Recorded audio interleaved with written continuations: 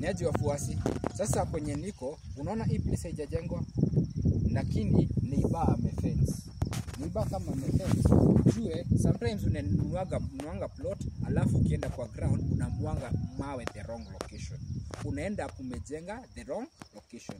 Sasa unaona kama hapa huyu amejenga. Sasa kujenga ukienda kwa ground ili usijenge the wrong location, ita surveyor wako.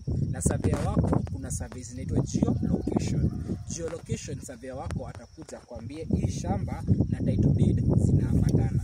Lakini in case ujenge in the wrong portion, kuna kitu tunaitanga plot exchange. Exchange of plots. Exchange of plots ni kama mimi mwenye hii shamba nikuje nijenge hii yenye imeziwa.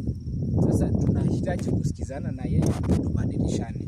Lakini kuavoid hiyo, ujue hiyo ni amicable. Inategemea venye mnasikizana.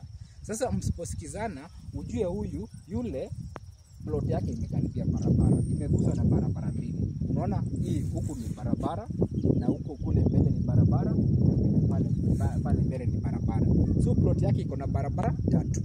Hii haina barabara. Unaona hii kando yake kuna barabara mbele na barabara nyingine huku nyuma.